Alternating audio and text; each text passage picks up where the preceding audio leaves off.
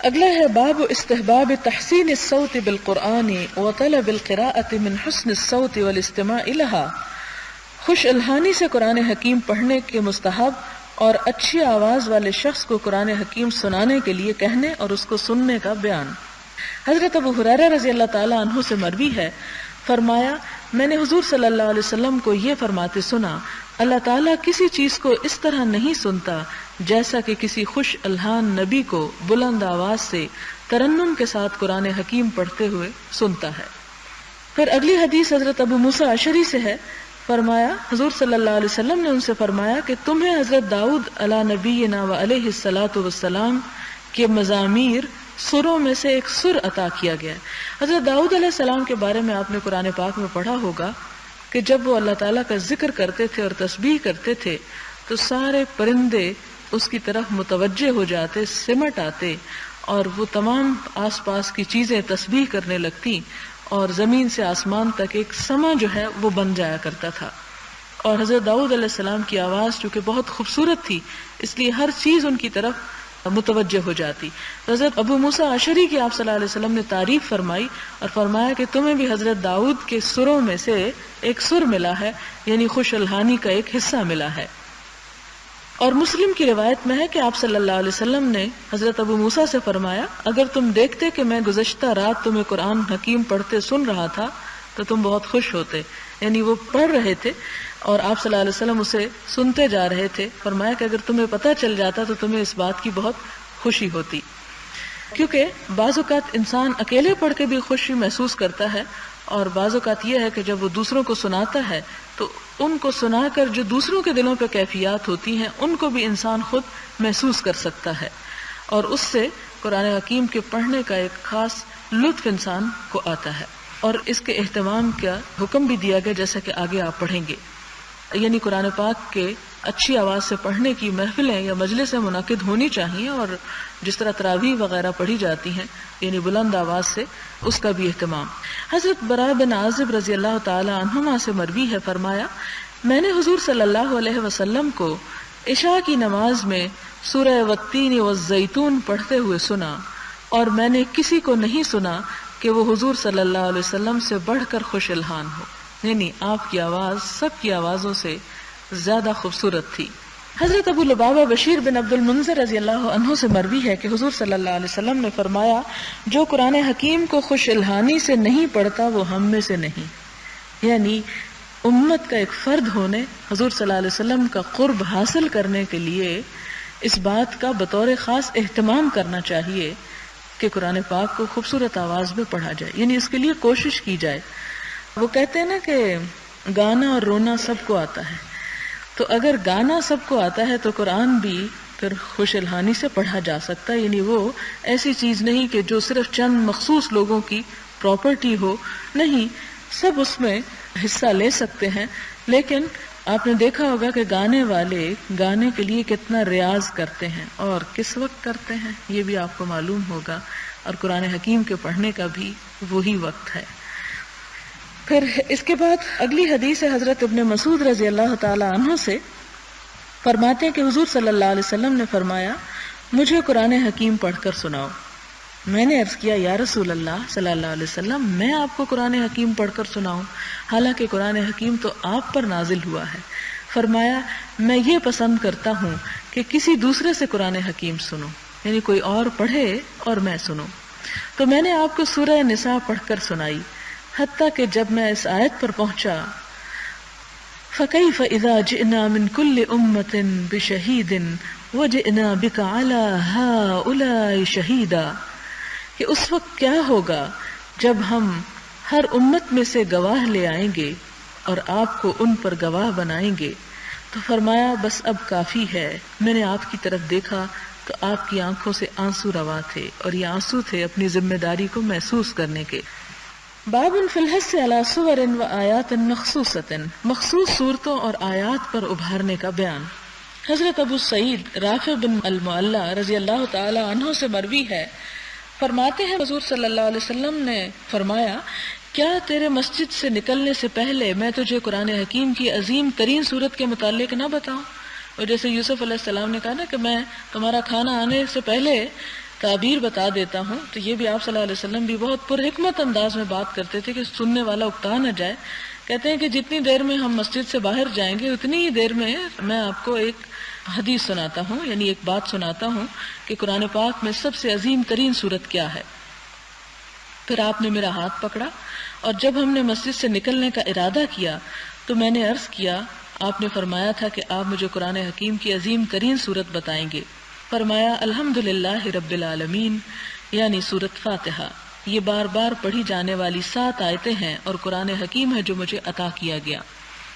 اس میں ایک بڑی حکمت کی بات یہ نظر آتی ہے کہ آپ صلی اللہ علیہ وسلم کے سکھانے اور پڑھانے کا طریقہ صرف یہ نہ تھا کہ کلاس لیکچرز ہوتے تھے، وہ خطبے اپنی جگہ تھے، وہ تعلیم اور تدریس کا اہتمام اپنی جگہ تھا، لیکن اس کے ساتھ ساتھ آپ اٹھتے بیٹھتے چلتے پھرتے مختلف مواقع پر بھی صحابہ کرام کو مختلف چیزیں سکھایا کرتے تھے.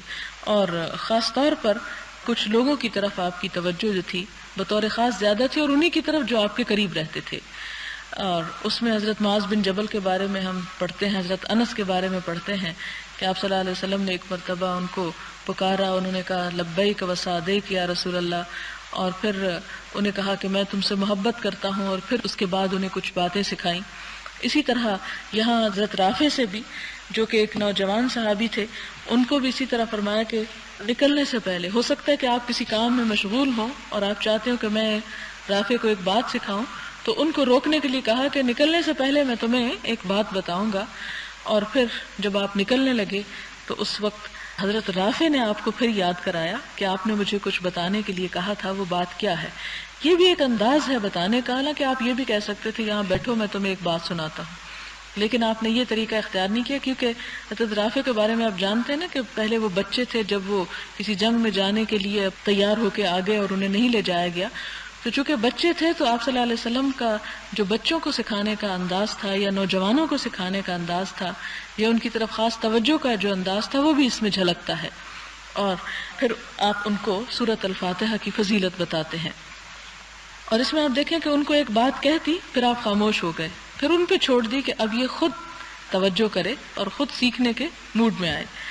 حضرت ابو سعید خدری رضی اللہ تعالیٰ عنہ سے مروی ہے، حضور صلی اللہ علیہ وسلم نے قل هو اللہ احد پڑھنے کے متعلق فرمایا، اس ذات کی قسم جس کے قبضہ قدرت میں میری جان ہے. یہ سورہ اخلاص 1/3 قرآن کے برابر ہے. اور ایک روایت میں ہے حضور صلی اللہ علیہ وسلم نے اپنے صحابہ کرام سے فرمایا، کیا تم میں سے کوئی شخص یہ بھی نہیں کر سکتا کہ ایک رات میں 1/3 قرآن پڑھے؟ صحابہ کرام پر یہ بات شاق گزری. انہوں نے عرض کیا، یا رسول اللہ صلی اللہ علیہ وسلم، ہم میں سے کون شخص اس کی استطاعت رکھتا ہے؟ فرمایا قل هو اللہ احد اللہ الصمد 1/3 قرآن ہے. اس کا یہ مطلب نہیں کہ 3 دفعہ یہ پڑھ لیں تو ہم کہیں کہ پورا قرآن ہو گیا ہے. اس کا مطلب یہ ہے کہ اس کے اندر توحید کی دعوت ہے، اور قرآن پاک کا 1/3 حصہ جو ہے توحید کی تعلیم پر مبنی ہے، تو اس لیے اس چیز کی طرف اشارہ یہاں پر ملتا ہے.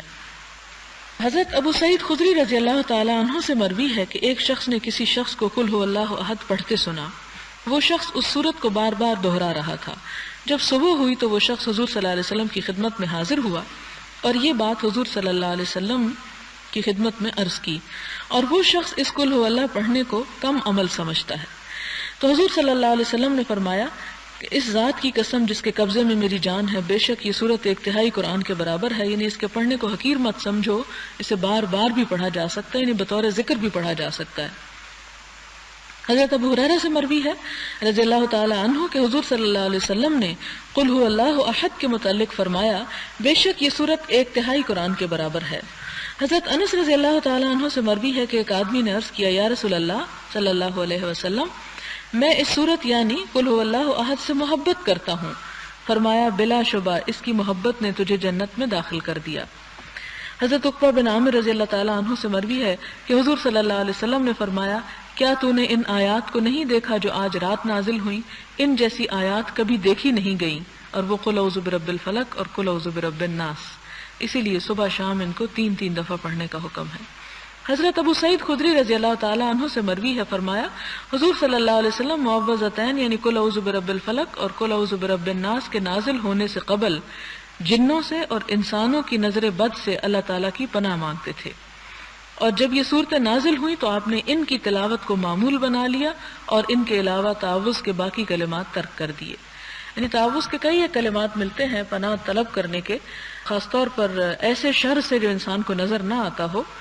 اور یہاں پر آپ دیکھیں کہ نظر بد کا ذکر ملتا ہے، نظر لگنا جس کو ہم کہتے ہیں کہ نظر لگ جاتی ہے. بہت سے لوگ اس کو مانتے نہیں ہیں، جبکہ اسلام میں اس کا واضح تصور موجود ہے. ایک حدیث میں آتا ہے کہ آپ صلی اللہ علیہ وسلم نے فرمایا کہ بعض اوقات کسی کی نظر ایک انسان کو قبر میں داخل کر دیتی ہے اور اونٹ کو ہنڈیا میں داخل کر دیتی ہے. مراد اس سے یہ کہ انسان پھر اس کے بعد سروائیو نہیں کر سکتا، مر سکتا ہے، اور اسی طرح اونٹ جو ہے وہ بھی مر سکتا ہے اور اس کو ذبح کیا جا سکتا ہے اور پھر وہ پک جائے گا ہنڈیا میں. مراد یہ ہے. اسی طرح ایک لڑکی آپ نے دیکھی، ایک بچی کہ جس کا رنگ زرد ہو چکا تھا، آپ صلی اللہ علیہ وسلم نے فرمایا کہ اس کو نظر لگی ہوئی ہے اور اس کے اوپر دم کیا جائے تاکہ اس کی صحت بحال ہو جائے. کسی بھی خوبصورت چیز کو نظر لگ سکتی ہے. اور نظر کے بارے میں پیرا سائیکالوجسٹ جو ہیں، پیرا سائیکالوجی کی وہ برانچ ہے جس میں ان چیزوں کے ساتھ کنسرن ہوتا ہے جو عموماً نظر نہیں آتی یا انسان ان کو محسوس تو کر سکتا ہے لیکن ان کا وجود ایز سچ نہیں ہوتا. انہیں چیزوں میں سے نظر کے بارے میں بہت سے تجربات کیے گئے. جرمنی کے ایک شخص کے بارے میں یہ کہا گیا کہ وہ جب کسی چیز کو دیکھتا تھا، جیسے کسی مضبوط ستون کو، کچھ دیر دیکھنے کے بعد اس میں دراڑیں پڑ جاتی تھی. اور اسی طرح اس کے بارے میں یہ بھی آتا ہے کہ کئی چیزیں جیسے ٹکڑے ٹکڑے ہو جاتی ہیں اس کے دیکھنے سے. اسی طرح ہم دیکھتے ہیں کہ اس کی توجیہ یہ بھی بیان کی گئی ہے کہ کچھ لوگوں کی آنکھوں سے ایسی غیر مرئی، یعنی جو نظر نہیں آتی، ایسی ریز نکلتی ہیں، ایسی لہریں نکلتی ہیں کہ اگر وہ کسی چیز کے اوپر پڑ جائیں تو اس کو نقصان دے سکتی ہیں. اور آپ دیکھیں کہ اب آنکھ تو چھوڑیں، غیر یعنی انسانی اور مادی چیزوں کے باقی چیزیں جن کے اندر روح نہیں بھی ہے، ان سے بھی ایسی ایسی شعاعیں نکل رہی ہیں کہ جو انسان کے جسم کے اندر گھس کر اس میں بہت سی چینجز لا سکتی ہیں. جیسے آپ نے دیکھا ہوگا کہ لیزر کے ذریعے آنکھوں کا آپریشن کیا جا رہا ہے، گردوں کا آپریشن کیا جا رہا ہے، اور بہت سے حصوں میں اندر سٹونز جو ہیں ان کو پگھلایا اور توڑ کے نکالا جا رہا ہے. تو اگر باقی چیزوں کی ریز جو ہیں وہ یہ کام کر سکتی ہیں تو انسان تو پھر ایک جیتی جاگتی ایک روح اور قوت رکھنے والی چیز ہے، اس کے اندر سے جو لہریں نکلتی ہیں ان کا بھی ایک اثر ہوتا ہے. اور کہا یہ جاتا ہے کہ بعض لہریں ایسی ہوتی ہیں کہ جو دوسرے انسان کے خون کے اندر ایک ایسا مادہ پیدا کر دیتی ہیں کہ جس کی وجہ سے رنگ پر فرق پڑ جاتا ہے. اور ضروری نہیں کہ ہر انسان کی نظر جو ہے وہ نظر بد ہی ہو یا نظر لگنے والی ہو. کوئی انسان بھی ایسا ہو سکتا ہے اور اس کا بھی اپنا قصور نہیں. ظاہر ہے کہ کسی انسان کو جو قوت بھی اچھی بری ملی وہ اللہ تعالیٰ ہی کی طرف سے ملی، لیکن ان ساری چیزوں کے شر سے بچنے کے لیے ہمیں کچھ دعائیں سکھا دی گئیں کہ انسان جب ان کو پڑھ لیتا ہے تو اس کے سامنے یا اس کے آس پاس حفاظت کے لیے پھر ایک اسی طرح کا غیر مرئی حصار قائم ہو جاتا ہے کہ جس کو کراس نہیں کر سکتی بری نظر یا وہ حسد یا کسی قسم کی چیز، پھر اس کو نقصان نہیں دیتی. اسی لیے زیادہ سے زیادہ ان صورتوں کے اور ان آیات وغیرہ کے پڑھنے کا حکم ہے. آپ دیکھیں کہ عموماً لوگ اس بات کا مذاق اڑاتے اور کہتے ہیں جی یہیں پر سب کو نظر لگتی ہے، مغرب میں تو کبھی کسی کو نظر نہیں لگتی. وہاں پر آپ دیکھیں کہ جس طرح نفسیاتی مریضوں کے ہسپتال بھر گئے ہیں اور کثرت سے ان سب چیزوں کا وجود ہے، اور بھی بہت سے اسباب ہیں. اس میں ایک سبب یہ بھی ہے کہ ان چیزوں کو جب مانا نہیں جاتا اور ان کے مادی علاج کیے جاتے ہیں تو ان سے وہ چیزیں کنٹرول میں آتی نہیں، اور بعض اوقات ان لوگوں کو اسپتالوں میں جکڑ دیا جاتا ہے، انہیں نکلنے کی اجازت نہیں، بعض لوگوں کو پھر لاک اپ میں ڈال دیا جاتا ہے. تو یہ سب چیزیں جو ہیں یہ اپنی جگہ ایک حیثیت رکھتی ہیں. اور سب سے بڑی بات یہ کہ یہ خبریں ہمیں کسی انسان کی طرف سے نہیں مل رہی، اللہ تعالیٰ کی وحی کے ذریعے مل رہی ہیں. جس نے ان تمام چیزوں کو تخلیق کیا وہ خود بتا رہا ہے کہ ان چیزوں کے اندر ایسے اثرات بھی موجود ہیں. اسی لیے وہ ماشاء اللہ اور یہ تمام چیزیں پڑھنے کو کہا گیا. لیکن ہمارے ہاں ماشاء اللہ پڑھنے کی طرف تو توجہ نہیں دی جاتی. ہاں کالک وغیرہ لگا دی جاتی ہے یا کوئی جوتا الٹا دیا جاتا ہے یا اس قسم کی حرکات جو دیگر مذاہب سے کی گئی، یعنی پاگل پن جیسی حرکتیں، ان کی طرف ہم عموماً توجہ زیادہ کرتے ہیں، جبکہ اسلام نے خوبصورت بہترین کلمات ہمیں سکھائے ہیں جن کو پڑھ کر انسان اپنی حفاظت کر سکتا ہے. اور بچوں کے لیے خاص طور پر پڑھنے کو کہا گیا. حضور صلی اللہ علیہ وسلم حضرت حسن اور حسین پر یہ دعا پڑھا کرتے تھے جب بھی انہیں دیکھتے، اعوذکما بکلمات اللہ التامات من شر کل شیطان وہامۃ وعین لامۃ، کہ میں ہر نظر بد سے اور ہر شیطان کے شر سے تم دونوں کو اللہ کی پناہ میں دیتا ہوں، تمہیں اللہ کی حفاظت میں دیتا ہوں. تو بچوں کے اوپر بھی یہ پڑھ کے دم کرنا چاہیے اور خود بھی اپنی حفاظت کے لیے بھی یہ صورتیں جو ہیں معوذتین، ان کا بطور خاص صبح اور شام ذکر کرنا چاہیے۔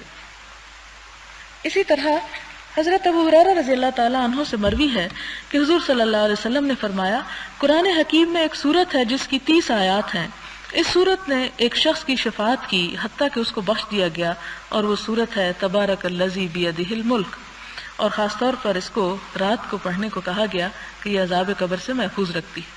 لیکن اسی صورت میں ہو سکتا ہے جب زبانی آتی ہو، ظاہر ہے کہ قرآن کھولنے کا تردد تو پھر کم ہی لوگ کریں گے، اور خصوصاً پھر اگر یہ کہا جائے کہ اب کون وضو کرے اور کون اسے پڑھے، تو کوشش کریں کہ یہ بھی چھوٹی سی صورت ہے، صرف 30 آیات ہیں، ایک روز کر لیں تو مہینے میں یاد ہو جائے گی، اور اسے آپ رات کو پڑھ سکتے ہیں۔ اسی طرح حضرت ابو مسعود رضی اللہ تعالی عنہ سے مروی ہے، حضور صلی اللہ علیہ وسلم نے فرمایا، جو شخص کسی رات کو سورۃ بقرہ کی آخری 2 آیات تلاوت کرے وہ اس کے لیے کافی ہیں، اور وہ ہے آمن الرسول بما انزل الیہ من ربہ سے۔ کہا گیا کہ اس کا مطلب یہ ہے کہ یہ 2 آیات اس رات کے لیے ناپسندیدہ حالات کے پیش آنے سے اس کے لیے کافی ہوں گی، یعنی رات کو انسان بہت سے خطرات کی زد میں ہوتا ہے، یہ آیات اس کی حفاظت کریں گی۔ اس کا مطلب یہ بھی بتایا گیا ہے کہ یہ آیات اس کے لیے رات کے قیام سے کفایت کریں گی، یعنی اگر وہ شخص رات کو تہجد نہیں پڑھ سکتا تو اس کے پڑھنے سے اس کو بہت اجر ملے گا۔ حضرت ابو ہریرہ رضی اللہ تعالیٰ عنہ سے مروی ہے کہ حضور صلی اللہ علیہ وسلم نے فرمایا، اپنے گھروں کو قبریں نہ بنا دو، بے شک شیطان اس گھر سے دور بھاگتا ہے جس میں سورۃ بقرہ کی تلاوت کی جاتی ہے، یعنی وہاں آنا نہیں چاہتا جہاں سورۃ بقرہ پڑھی جاتی ہے۔ حضرت ابی بن کعب رضی اللہ تعالیٰ عنہ سے مروی ہے، فرماتے ہیں کہ حضور صلی اللہ علیہ وسلم نے فرمایا، اے ابو منذر، کیا تمہیں معلوم ہے کہ تیرے پاس قرآن حکیم کی جو آیات ہیں ان میں سے عظیم ترین آیت کون سی ہے؟ میں نے عرض کیا، اللہ لا الہ الا هو الحی القیوم، یعنی آیت الکرسی۔ آپ نے میرے سینے پر ہاتھ مارا اور فرمایا، اے ابو المنذر، تمہیں علم مبارک ہو، یعنی تم جاننے والے لوگوں میں سے ہو۔ حضرت ابو ہریرہ رضی اللہ تعالیٰ عنہ سے مروی ہے، فرمایا، حضور صلی اللہ علیہ وسلم نے مجھے زکوٰۃ رمضان یعنی صدقہ فطر کی حفاظت پر مقرر فرمایا۔ کوئی آنے والا میرے پاس آیا اور وہ کھانے سے کچھ اٹھانے لگا تو میں نے اس کو پکڑ لیا اور کہا، میں تجھے حضور صلی اللہ علیہ وسلم کی خدمت میں پیش کروں گا۔ اس نے کہا، میں ضرورت مند آدمی ہوں، مجھ پر اہل و عیال کا بوجھ ہے، میں بڑا محتاج ہوں، تو میں نے اسے چھوڑ دیا۔ صبح ہوئی تو حضور صلی اللہ علیہ وسلم نے فرمایا، اے ابو ہریرہ، آج رات تمہارے قیدی نے کیا کیا؟ یعنی وحی کے ذریعے آپ کو بھی خبر دے دی گئی۔ میں نے عرض کیا، یا رسول اللہ صلی اللہ علیہ وسلم، اس نے حاجت مندی اور اہل و عیال کا شکوہ کیا تو میں نے اس پر رحم کرتے ہوئے اسے چھوڑ دیا۔ آپ نے فرمایا، اس نے تمہارے سامنے جھوٹ بولا، آج وہ پھر آئے گا، مجھے یقین ہے کہ وہ ضرور آئے گا، کیونکہ حضور صلی اللہ علیہ وسلم نے یہ فرمایا تھا، بس میں اس کی طاق میں رہا۔ وہ آیا اور کھانا اٹھانے لگا تو میں نے کہا، میں ضرور تجھے حضور کی خدمت میں پیش کروں گا۔ اس نے کہا، مجھے چھوڑ دو، میں محتاج اور عیال دار ہوں، پھر نہیں آؤں گا۔ بس میں نے اس پر رحم کرتے ہوئے اس کو چھوڑ دیا۔ صبح ہوئی تو حضور صلی اللہ علیہ وسلم نے مجھ سے فرمایا، اے ابو ہریرہ، گزشتہ رات تمہارے قیدی نے کیا کیا؟ میں نے عرض کیا، یا رسول اللہ صلی اللہ علیہ وسلم، اس نے حاجت مندی اور اہل و عیال کا شکوہ کیا تو میں نے اس پر رحم کرتے ہوئے اسے چھوڑ دیا۔ آپ نے فرمایا، اس نے تمہارے سامنے جھوٹ بولا، آج وہ پھر آئے گا۔ میں تیسری مرتبہ اس کی طاق میں رہا۔ وہ آیا اور کھانا اٹھانے لگا تو میں نے اس کو پکڑ لیا اور کہا، میں ضرور تجھے رسول اللہ صلی اللہ علیہ وسلم کی خدمت میں پیش کروں گا۔ یہ آخری اور تیسری بار ہے، تو کہتا ہے کہ پھر نہیں آئے گا لیکن تو پھر آ جاتا ہے۔ اس نے کہا، مجھے چھوڑ دے، میں تجھے چند کلمات سکھاتا ہوں جن سے اللہ تعالیٰ تجھے نفع پہنچائے گا۔ میں نے کہا، وہ کلمات کیا ہیں؟ اس نے کہا، جب تو سونے کے لیے بستر پر جائے تو آیت الکرسی پڑھ لیا کر، اس طرح اللہ تعالیٰ کی طرف سے ایک محافظ مسلسل تیرے ساتھ رہے گا اور صبح تک شیطان تیرے پاس نہیں آئے گا۔ میں نے اس کو چھوڑ دیا۔ صبح ہوئی تو حضور صلی اللہ علیہ وسلم نے مجھ سے فرمایا، گزشتہ رات تیرے قیدی نے کیا کیا؟ میں نے عرض کیا، یا رسول اللہ صلی اللہ علیہ وسلم، اس نے مجھ سے کہا کہ مجھے وہ چند کلمات سکھا دے گا جن سے اللہ تعالیٰ مجھے فائدہ پہنچائے گا، تو میں نے اس کو چھوڑ دیا۔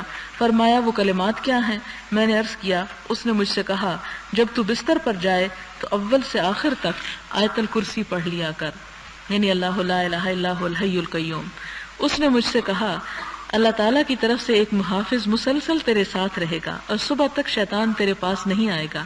حضور صلی اللہ علیہ وسلم نے فرمایا، اس نے تجھ سے سچ کہا ہے حالانکہ وہ بڑا جھوٹا ہے۔ اے ابو ہریرہ، تجھے معلوم ہے کہ وہ کون تھا جس سے تو 3 دن تک باتیں کرتا رہا؟ میں نے عرض کیا، نہیں۔ فرمایا، وہ شیطان تھا۔ حضرت ابو درداء رضی اللہ تعالی عنہ سے مروی ہے کہ حضور صلی اللہ علیہ وسلم نے فرمایا جس نے سورہ کہف کی پہلی 10 آیتیں حفظ کر لی وہ دجال سے محفوظ ہو گیا، اور ایک روایت میں ہے سورہ کہف کی آخری 10 آیات، یعنی یہ زبانی یاد کر لینی چاہیے۔ اچھا، یہ جو پہلی شیطان والی بات ہے اس میں آپ دیکھیں کہ اس سے یہ پتہ چلتا ہے کہ شیطان انسانی روپ میں بھی آ سکتا ہے، اور خاص طور پر ایسی جگہوں پر جہاں انسان تنہا ہو۔ اب اس سے ڈرنا نہیں شروع کر دینا کہ، اور اس میں ایک بات یہ بھی ہے کہ انسان کو ہر ایک سے سیکھنا چاہیے اور سیکھ لینا چاہیے، اگر کوئی اچھی بات بتا رہا ہو خواہ وہ شیطان جیسا دشمن ہی کیوں نہ ہو، کیونکہ نہ سیکھنا اپنے ساتھ دشمنی ہے۔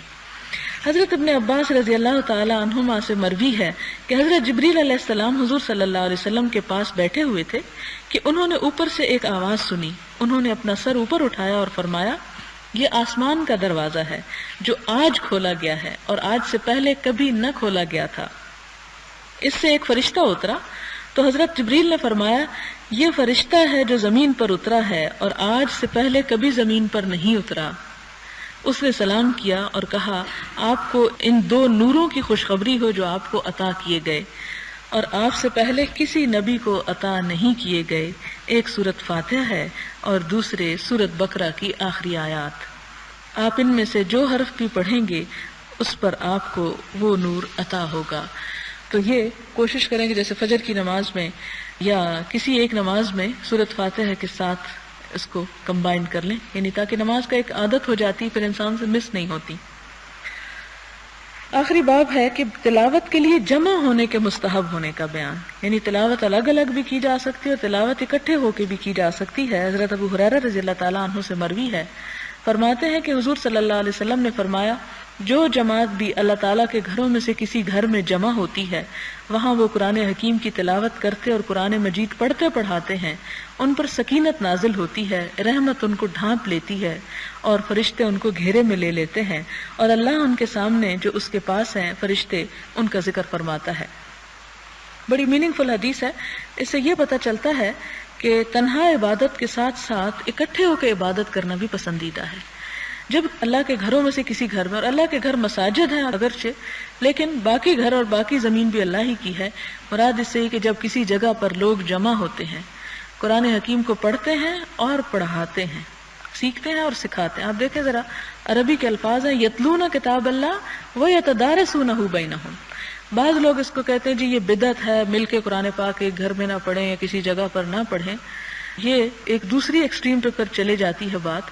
گھروں میں جمع ہو کر قرآن پاک پڑھا جا سکتا ہے، ہاں اس بات کی ضروری شرط نہ لگائیں کہ سب لوگ پورا ہی اس کو ختم کر کے اٹھیں، نہیں، جمع ہو کر اس کو پڑھا جا سکتا ہے، لیکن وہ پوری برکت اس وقت آتی ہے جب اس کی تلاوت کے ساتھ ساتھ اس کو یتدارسونہ بینہم، آپس میں سیکھتے سکھاتے ہیں۔ یعنی یہ نہیں کہ ان میں سے جن کو نہیں آتا وہ باہر دوسرے کمرے میں بیٹھ کے شور مچاتے رہیں اور کہ جی ہمیں تو پڑھنا نہیں آتا یا آج ہم نے پڑھنا نہیں ہے، وہ بھی اس مجلس میں بیٹھیں اور اللہ کا کوئی اور ذکر کریں، اور اسی طرح یہ ہے کہ سکھائیں، یعنی اس کے معنی اور اس کے مفہوم پر بھی غور کریں۔ تو ہر وہ مجلس جہاں پر قرآن پڑھا جائے، قرآن خوانی جس کو ہم بولتے ہیں، وہاں پر کچھ حصہ درس و تدریس کا بھی ضرور ہونا چاہیے، جیسے یہاں پر آتا ہے یتدارسونہ، یتدارسونہ کا روٹ درس ہے۔ تو رحمت ان کو ڈھانپ لیتی ہے، ان پر اللہ کی طرف سے تسکین نازل ہوتی ہے، رحمت ان کو ڈھانپ لیتی ہے اور فرشتے ان کو گھیرے میں لے لیتے ہیں، اور اللہ تعالیٰ ان کے سامنے، یعنی جو اس کے پاس فرشتے ہیں، یعنی آسمان پر بلند فرشتے، ملائے اعلیٰ جس کو کہا گیا، ان کے درمیان ان قرآن پڑھنے والے لوگوں کا ذکر فرماتے ہیں کہ دیکھو فلاں جگہ پر میرے بندے جمع ہو کر قرآن پڑھ رہے ہیں، سیکھ اور سکھا رہے ہیں، اور بے شک آپ روز کریں تو روز ہی آپ کا ذکر ہوگا وہاں۔ وآخر دعوانا ان الحمد للہ رب العالمین۔ سبحان اللہ وبحمدہ سبحان اللہ العظیم۔ اللہم صلی علی سیدنا ومولانا محمد وبارک وسلم۔